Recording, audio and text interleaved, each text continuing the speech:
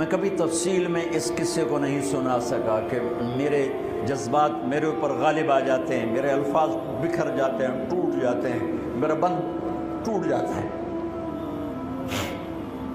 لیکن اس کی متھ کیا ہے؟ یہ کیوں ہوا؟ یہ کیوں ہوا؟ یہ اس لیے نہیں ہوا کہ 10 دن رو پیٹ کے تم چھٹی کرو، اس لیے نہیں ہوا۔ ایک سبق ہے، ایک پیغام ہے کہ اللہ کو راضی کرنے کے لیے اتنی بازی لگانی پڑے تو لگاؤ۔ بھوکے پیاسے، کہ گرمی کے روزے آتے ہیں 12 گھنٹے پیاس میں آدمی تڑپ کے رہ جاتا ہے۔ تمہیں خبر ہے میرے نبی کی اولاد 72 گھنٹے پیاسے، پیاس کی شدت، پانی کا قطرہ نہیں، اور آگے انسان کی شکل میں درندے کھڑے ہوئے ہیں۔ جب سارے جان نثار شہید ہو گئے، تھوڑا سا سنا بھی دیتا ہوں، جب سارے جان نثار شہید ہو گئے تو پیچھے اہل البیت رہ گئے۔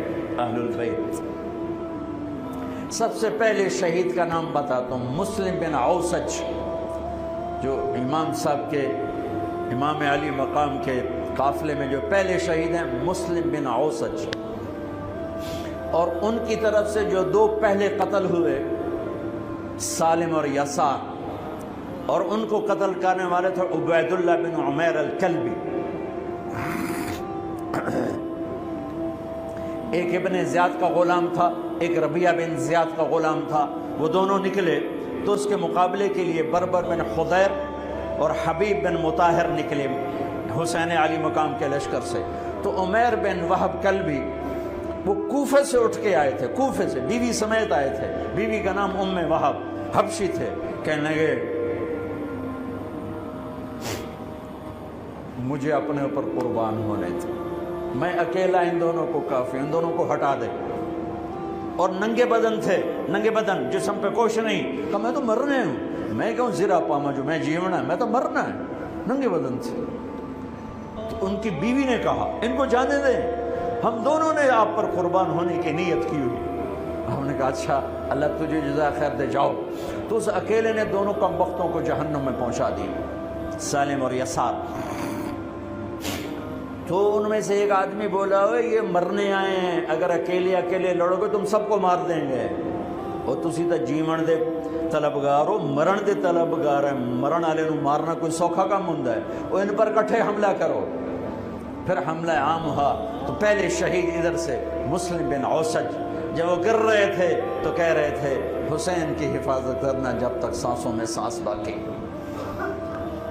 آپ کے لشکر میں ادھر زہیر بن القین، یعنی رائٹ سائڈ پر زہیر بن قین ایک چھوٹا جھنڈا، لیفٹ سائڈ پر حبیب بن مظاہر ایک جھنڈا، درمیان میں آپ کے بھائی عباس بن علی جن کے ہاتھ میں بڑا جھنڈا تھا، اور بڑا نشان کا جو علامت تھا وہ عباس بن علی کے درمیان میں تھا۔ 32 گھوڑ سوار تھے اور 40 پیدل تھے۔ جب انہوں نے پہلا حملہ کیا تو گھوڑ 32 نے 3000 کا منہ پیچھے کر دیا۔ تو ابن زیاد نے کہا پہلے ان کے گھوڑوں کو مارو، ان کے گھوڑوں کو مارو۔ تو 500 تیر اندازوں نے کٹھے ان کے گھوڑوں پہ تیر چلائے، تو سب کے گھوڑے گر کے ختم ہو گئے۔ پھر ساری پیدل ہو گئے، تو پھر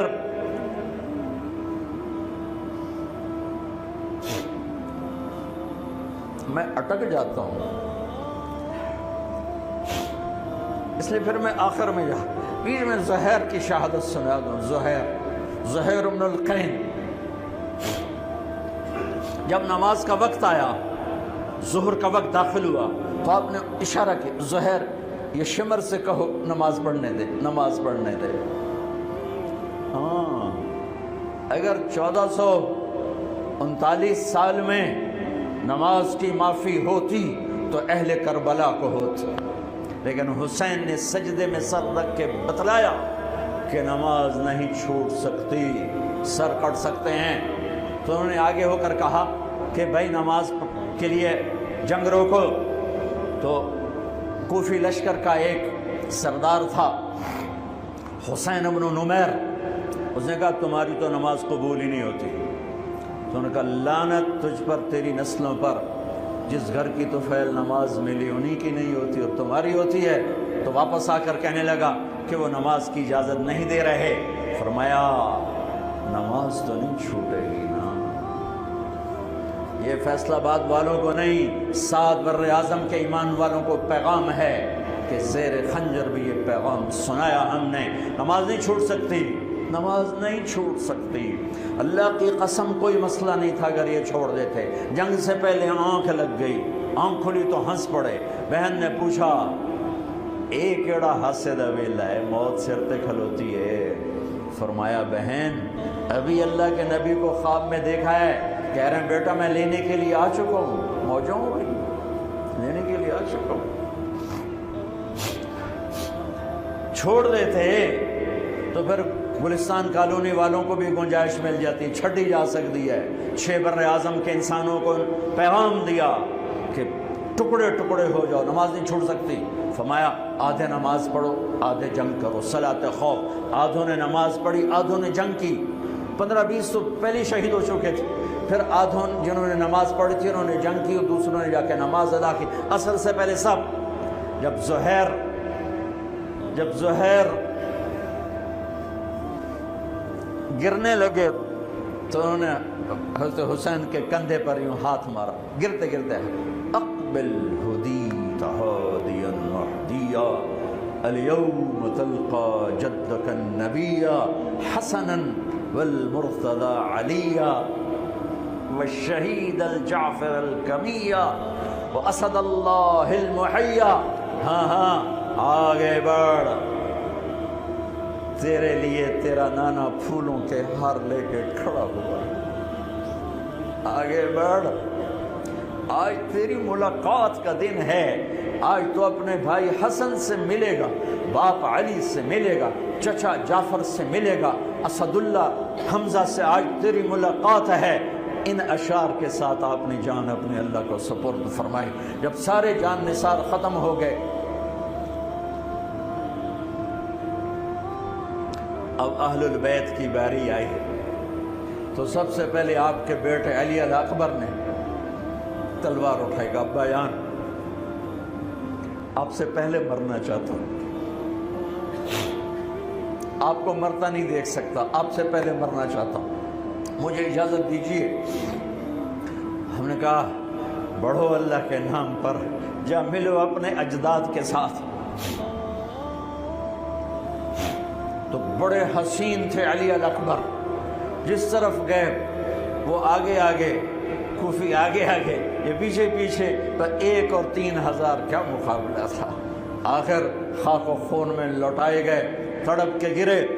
تو پھر حسن کے بیٹے قاسم کا چچا میں نے جانا، اس قافلے میں، اس حسینی قافلے میں اہل البیت وہ 17 قتل ہوئے.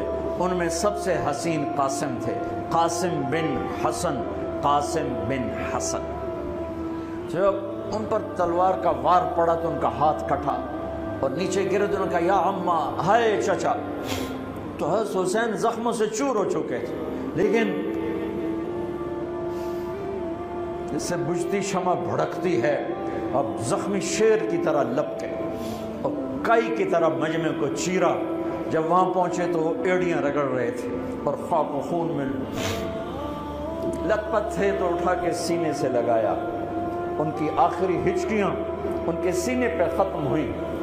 کہنے لگے بھتیجے آج تیرا چچا بڑا بے بس ہے، آج وہ تیری مدد کو نہیں آ سکتا ہے، لیکن ایک دن آنے والا ہے جب تیرے نانے کی عدالت میں فیصلہ ہوگا. پھر ان کی لاش کو اٹھایا.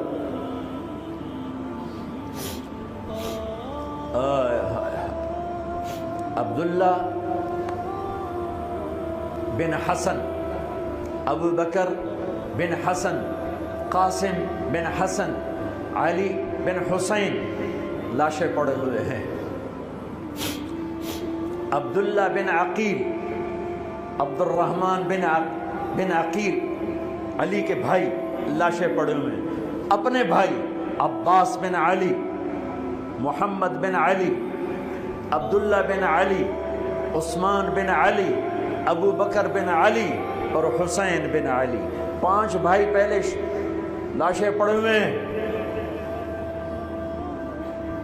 اون بن عبداللہ بن جعفر، محمد بن عبداللہ بن جعفر، عبد الرحمن بن مسلم بن عقیل، جعفر بن مسلم بن عقیل، عبداللہ بن مسلم بن عقیل، عبداللہ بن ابو سعید بن عقیل، یہ سب اہل البیت ہیں جن کے لاشوں کے انبار ہیں۔ اور آخر میں ایک بچہ 2 سال کا عبداللہ، آپ کو خواب و خیال بھی نہیں تھا کہ اس بچے پر بھی کوئی اس طرح کا ظلم و ستم ڈھائے گا، تو آپ جب اکیلے رہ گئے تو آپ نے کہا عبداللہ کو بھیجو۔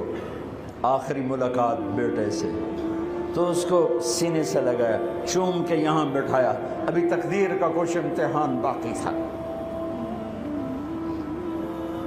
2 سال کا بچہ، شامی لشکر سے بنو اسد کا ایک بنو ابن الموقد، اس نے تیر جو چلایا، خطا بھی جا سکتا تھا، یہاں آ کے لگا اور پار ہو گیا۔ بچے کی گردن ایسے ڈھلک گئی، یہاں امام علی مقام۔ ارے بھائی، میں قطر ہاسپٹل گیا کسی کام، تو وہاں کسی کا بچہ تھا پنگوڑے میں، ہاسپٹل میں، ویسے تڑپ رہا تھا، پتہ نہیں اس سے کیا تھا، اور اس کی ماں ایسے اس کو کھڑی دیکھ رہی۔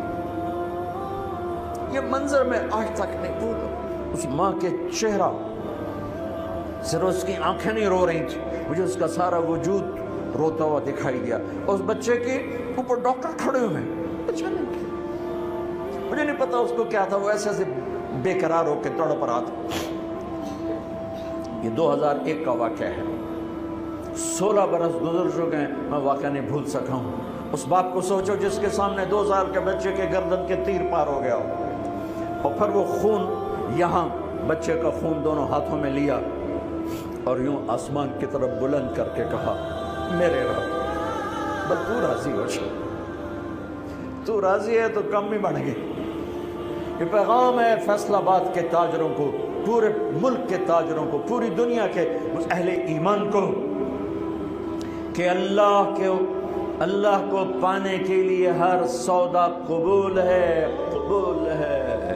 ہاں، پھر کھڑے ہو گئے کہ چل بچیا تو چل، تیرا پیو بھی آ رہا ہے۔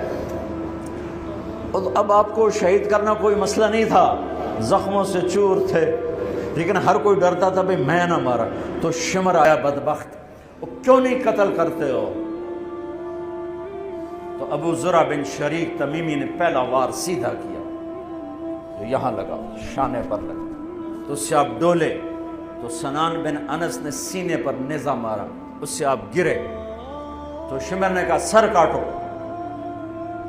تو خولہ بن یزید آگے بڑھا، پھر ڈر کے پیچھے ہٹ گیا، تو سنان بن انس نے اس کو گالی نکال کر پیچھے دھکا دیا، اور اس امت کا بدبخت ترین انسان جس نے میرے نبی کے نواسے کی وہ گردن کاٹی جس پر میرے نبی کے بوسے تھے، گردن کاٹ کے سر اوپر چڑھا دیا۔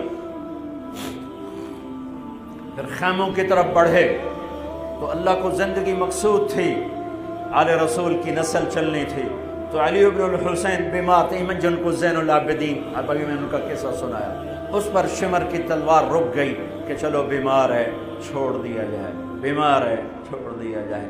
تو خواتین، بچے، حضرت علی کی بیٹیاں فاطمہ بنت علی، زینب بنت علی، حضرت حسین کی بیٹی سکینہ بنت حسین، اور آپ کی بیگم رباب، آپ کو بیویوں میں سب سے محبوب بیوی تھی رباب۔ آپ فرمایا کرتے تھے جب رباب میکے چلی جاتی ہے تو میری تو نیند ہی اڑ جاتی ہے، اتنا ان سے پیار تھا، وہ بھی ساتھ تھی۔ ان سب کو ان کے کانوں کی بالیاں کھینچ کے اتار دی۔ پھر ابن سعد نے کہا 10 گھوڑ سوار آؤ، انہوں حسین کے جسم پہ گھوڑے دوڑا دیے، ادھر سے ادھر سے ادھر سے۔ جب قافلے کو گھسیٹ کے باہر لائے، لے جانے لگے، تو حضرت زینب نے دیکھا 72 سر نیزوں پہ چڑھے ہوئے تھے، سب سے معصوم سر عبداللہ بن حسین، وہ بھی نیزے پہ چڑھا ہوا تھا۔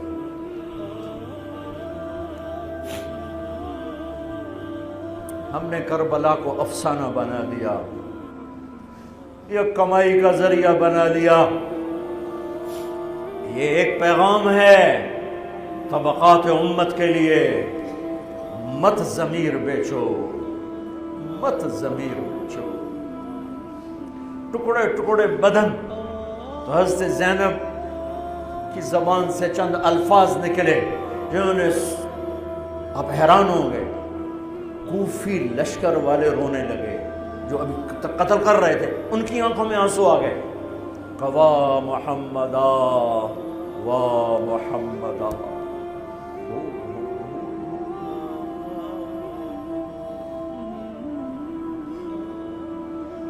اے محمد مصطفیٰ، اے محمد مصطفیٰ، هذا حسین بالعراء مزمل الدماء مقطع الاعضاء، وا محمدا وا محمدا، اے محمد مصطفیٰ، اے محمد مصطفیٰ، بناتک السبایا ذریتک مقتلہ تصفی علیہا الریاح۔ آج حسین کی بارات ہے محمد مصطفیٰ، آج تیرے نواسے کی بارات ہے، آج اس نے اپنی بوٹیوں کا ہار گلے میں ڈالا ہے، اپنے خون کے قطروں سے بنا ہوا لباس پہنا ہے، آج وہ سرخ جوڑے میں بڑا حسین نظر آ رہا، آج وہ سرخ جوڑے میں بہت پیارا لگ رہا، اس کا جسم بکھرا ہوا ہے، اس کی بوٹیاں بکھر گئیں، اس کے بدن کے ٹکڑے ٹکڑے ہو گئے، آج اس کا لاشا پڑا ہے۔ یا ہے محمد مصطفیٰ، آج آپ کی بیٹیاں قید میں ہیں، آپ کی اولاد ذبح ہو چکی ہے، ان پر کفن ڈالنے کی اجازت نہیں دی تھی ان بدبختوں نے، تو تصفی علیہ الریاح، کوفے والوں نے کفن بھی نہیں دینے دیا، تو ہم ہوا نے مٹی اڑا کر آپ کی اولاد کو مٹی کا کفن پہنا دیا ہے۔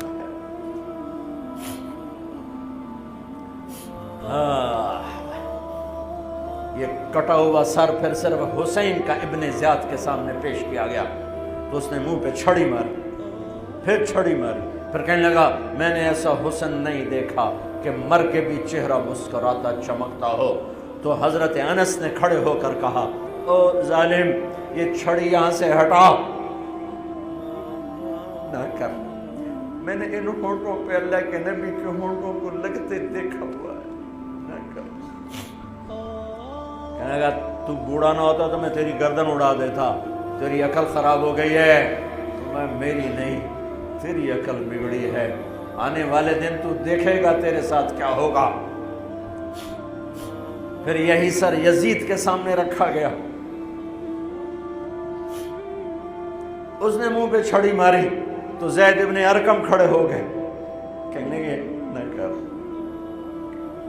میں نے ان ہونٹوں پہ نبی کے ہونٹوں کو لگتے دیکھا ہوا۔ میرے بھائیو،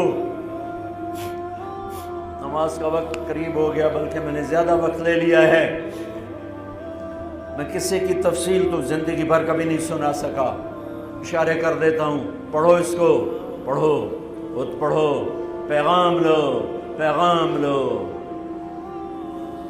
ہے ظلم کا ساتھ نہیں دیا، جھوٹ کا ساتھ نہیں دیا، ذبح ہو گئے نسل سمیت، بچوں سمیت، پوری دنیا کے تجار کو پیغام ہے، جھوٹ سے بچ، خیانت سے بچ، سارے دفتر والوں کو پیغام ہے، رشوت سے بچو، رشوت سے بچو، ظلم و ستم ڈھانے سے بچو، ساری دنیا کے، میرے ملک کا ایک ایک طبقہ ضمیر بیچ کے سویا ہوا ہے،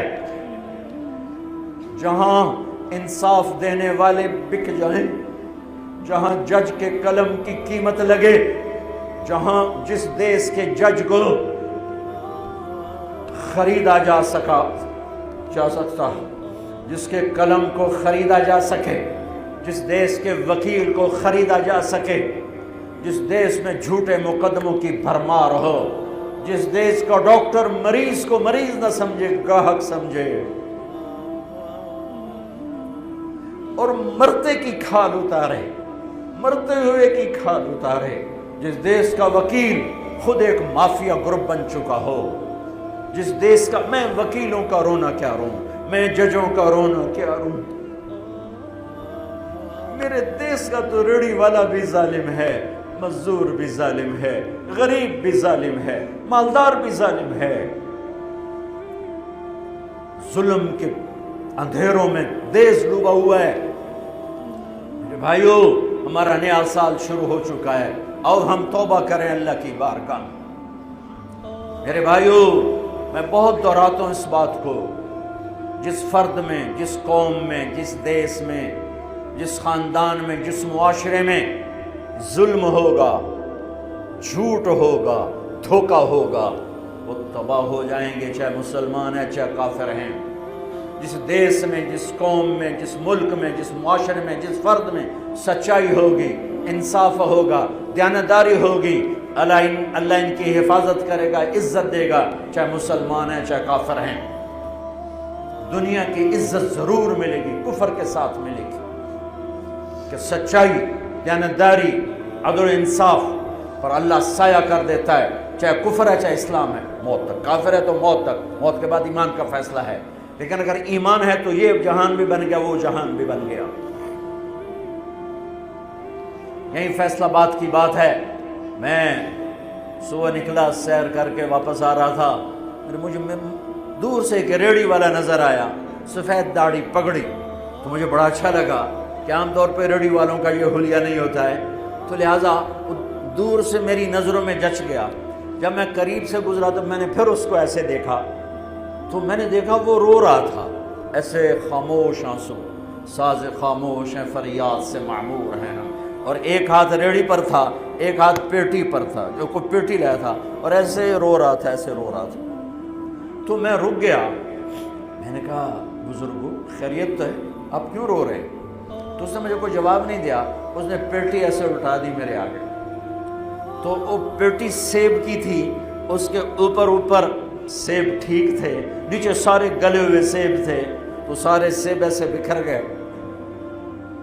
یہ پیٹی میں سیب بھرنے والا نہ تو وکیل ہے، نہ تو ڈاکٹر ہے، نہ تو بھوانے بازار کا تاجر ہے، نہ وہ سیشن کورٹ کا جج ہے، نہ وہ کوئی ڈی سی او ہے، نہ وہ کوئی تحصیلدار ہے، وہ مزدور ہے، غریب آدمی ہے۔ غریب کا ظلم بتا رہا ہوں۔ تو جب سیب بکھرے تو میں اس کو دیکھوں، سیبوں کو دیکھوں، مجھ سے کہنے لگا، کوئی اردو سپیکنگ تھا، پنجابی نہیں تھا، اردو، کہنے لگا بیٹا میں بہت غریب، اس کی بہت، اور جب اس نے زور ڈالا نا، میں بہت غریب، انہیں ایسے لگا مجھے کسی نے چھری سے میرا کلیجہ چیر کے رکھ دیا، میرے آنسو نکل پڑے، میں اب رو رہا ہوں۔ اس واقعے کو 30 سال گزر چکے۔ بیٹا میں بہت غریب ہوں، صبح منڈی جاتا ہوں، ایک پیٹی لاتا ہوں، شام تک بک جاتی ہے، بچوں کے لیے تازہ آٹا لے کے جاتا ہوں، آج کسی نے میرے بچوں کی روٹی مجھ سے چھین، آج کسی نے میرے بچوں کی روٹی مجھ سے چھین۔ اسی سیب کی پیٹی کو اب اوپر تک لے جاؤ کہ لوگ جانوں سے کھیل رہے ہیں، اپنی عزت اقتدار، جھوٹی عزتوں کے لیے عزتوں سے کھیل رہے ہیں، جانوں سے کھیل رہے ہیں، حقوق سے کھیل رہے ہیں۔ یہاں ایسے ضمیر بکتے ہیں جیسے بھیڑ بکریاں بکتے ہیں، یہاں ایسے زبان کے بول بکتے، اے نہیں کسائیاں کھول جاؤ تو بچ سری دے وے زبان بھی آیا تو سر بھی آیا، یہاں ایسے دماغ بکتے ہیں جیسے بکرے کی سری بکتی ہے، ایسی زبانیں بکتی ہیں جیسے بکرے کی زبان بکتی ہے، ایسے ضمیر کے سودے ہوتے ہیں جیسے بھیڑ بکریوں کے سودے ہوتے ہیں۔ اور میری جیب خالی تھی، میرے پاس کچھ بھی نہیں تھا، میں تو ایسے صبح نکلا تھا، مجھے اتنا صدمہ کہ ہے کہ میری جیب اتنے پیسے تو ہوں دیتے، بابے دی پیٹی جو کہ پیسے تھے انہوں میں دے ہی دینا۔ آج تک مجھے یہ دکھ رلاتا ہے لا دو سارے پنجاب سے وہ کراچی سے لے کر خپلو تک گلگت تک سب کچھ یہی ہو رہا ہے. روتے ہیں حسین کو کھڑے ہوئے ہیں یزید کے ساتھ، روتے ہیں آل رسول کو کھڑے ہوئے ہیں شمر کے ساتھ، ابن زیاد کے ساتھ. ان مگر مچھ کے آنسوؤں کی میرے رب کی بارگاہ میں کیا قیمت ہے؟ میرا معاشرہ ظلم و ستم میں ڈوب چکا ہے. کہتے کہتے کہتے کہتے عمر بیت گئی. بھائیو جتنے بیٹھے ہو اتنے تو توبہ کریں ہم کہ آؤ بھائی آج ہم اپنے اللہ کو راضی کرنا اپنی زندگی کی منزل بنائیں، اپنی زندگی کا مقصد بنائیں. ظلم سے نکلو، جھوٹ سے نکلو، بہتان سے نکلو، رشوت سے نکلو، حرام سے نکلو، شراب سے نکلو، زنا سے نکلو، بدکاری سے نکلو، فحاشی سے نکلو، جوے سے نکلو، جھوٹے مقدموں سے نکلو، جھوٹی گواہیوں سے نکلو. قتیبہ بن بکار کی مجلس میں مصر کا بادشاہ واز سنتا تھا.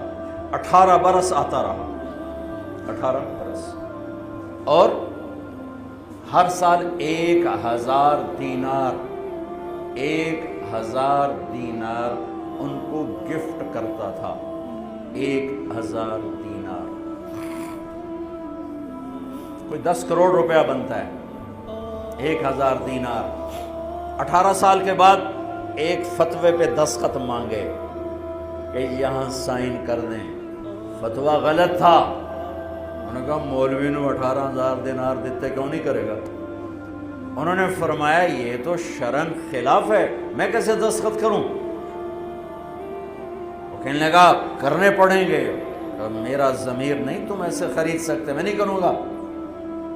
کہنے لگا میرے 18,000 دینار واپس کر. 18,000 دینار اربوں روپیہ بن چکا ہے. انہوں نے کہا مولوی بھکھا ساڈا کھاوے تے ساڈے اگوں سر چاوے. کہنے گے ٹھیک ہے. گھر گئے، 18 تھیلیاں 1000 دینار کی. ان کے رسی بھی گرا بھی نہیں کھولی تھی. گرا پہ سرکاری مہر ہوتی ہے، وہ مہر بھی نہیں ٹوٹی ہوئی تھی. جیسی تھی ویسی لا کر اس کے سامنے رکھ کے کہا تو میرے ایمان دا مول اتنا ہی لایا اے 18,000 نکل جا میری مجلس سے. جو کم وقت تو نے مجھے 18,000 میں خریدنا چاہا، تو نے میرے ایمان کی قیمت یہ لگائی تھی. جیسے وہ پڑا تھا اس کے منہ پہ مار دیا. بھائیو ایسا اللہ سے ایمان مانگو، ضمیر مانگو جو اللہ پہ تو قربان ہو، لیکن ان سکوں پر نہ بک جائے، ان ٹھیکروں پر نہ بک جائے. نیت کرتے ہو سارے؟ توبہ کرتے ہو میرے ساتھ؟ کہو یا اللہ میری توبہ، پھر کہو یا اللہ میری توبہ، پھر کہو یا اللہ میری توبہ. پکی ہے تو اللہ کے ہاں قبول ہے، چونکہ میرے رب کو توبہ جیسے پسند ہے. سبحان اللہ. اور میری تمہاری تو عمر ہی کوئی نہیں ہے. میرا رب کہتا ہے میرا بندہ اتنے گناہ کر کہ زمین سے اٹھا کر آسمان کی چھت کو لگا دے، یہاں سے اٹھا کر آسمان کی چھت کو لگا دے، پھر صرف ایک دفعہ کہنا یا اللہ معاف کر تو میں ساری معاف کر دوں. ہمارے گناہوں کی تو حیثیت ہی کوئی. میں نے مینچسٹر میں بیان کیا، آخر میں ایسے توبہ کروائی تو ایک نوجوان آ گیا، لاہور کا تھا. کہا جی مولانا صاحب یہ گناہ معاف ہو گئے سارے؟ یہ توبہ پہ ہو گئے؟ واقعی ہو گئے؟ میں نے کہا بالکل. جی میں نے بہت گناہ کیے ہیں، سارے معاف ہو گئے؟ میں نے کہا بالکل ہو. جی میں نے بہت کیے ہیں. میں نے کہا بیٹا تیری تو عمر ہی کوئی نہیں، تو نے کتنے کیے ہوں گے؟ تو رب کی رحمت کو جانتا نہیں.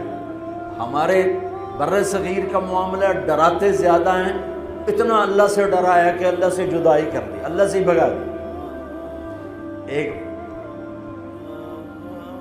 دفعہ ایک آدمی کہنے لگا تسی مولویاں ساڈے کولوں ساڈا رب بھی کھو لیا. بہت مالدار آدمی تھا. تسی مولویاں ساڈے کولوں ساڈا رب بھی کھو لیا. تسی سانو رب کولوں اتنا ڈرایا کہ اسی ہن آنے بھی پتہ نہیں ساڈے نال اس کرنا کی. میں نے کہا یار میں تو نہیں ڈرا، تمہیں تو خوشخبریاں دو بھائی اللہ کے پاس آ جاؤ، اللہ کے پاس آ جاؤ، نہ کہیں جہاں میں امان ملی، جو امان ملی تو کہاں ملی، میرے جرم خانہ خراب کو تیرے عفو بندہ نواز میں۔ اور کوئی راستہ ہے؟ اللہ کو مناؤ، ایک بول پہ مانتا ہے، ایک بول پہ مانتا ہے، ایک آنسو پہ مانتا ہے، پھر ٹوٹ جائے پھر کر لینا، پھر ٹوٹ جائے پھر کر لینا۔ اور یہ تبلیغ کا کام، اس کو سیکھنے کی محنت ہے، اللہ ہمت دے تو ٹائم لگانا۔ نیا سال شروع ہو رہا ہے، کسی سے لڑے ہوئے ہو صلح کرو، کسی کا حق مار کے بیٹھے ہو واپس کر دو، نہیں کرنے کی طاقت تو جا کے معافی مانگ لو کہ جب ہوگا میں دے دوں گا، جب ہوگا میں دے دوں گا۔ کسی کے ساتھ بغض ہے دل کو صاف کرو، کسی کا نفرت ہے دل کو صاف کرو، کسی سے بائیکاٹ کیا ہوا ہے ابھی جا کے اس سے مل لو، اس سے ملاقات کر لو اور اس سے سینے سے لگا لو کہ نیا سال اس طرح شروع ہو کہ ہمارا دل پوری دنیا کے لوگوں سے صاف ہو۔ تو اللہ تعالیٰ بھی ہمارے گناہوں کو صاف فرمائے گا، معاف فرمائے گا۔ اللہ تعالیٰ ہمیں اور آپ کو عمل کی توفیق بخشے۔ جتنا مجمع آئے ہو، اگر نماز میں سستی ہے تو بھائی آج کے بعد نماز نہیں چھوڑنا، ٹھیک ہے نا؟ اور ایک جھوٹ نہیں بولنا، سچ بولنا ہے، ٹھیک ہے؟ کسی کو دھوکہ نہیں دینا، دیانتداری سے کام کرنا ہے۔ یہ چند کام کرنے کے کام بن جائے۔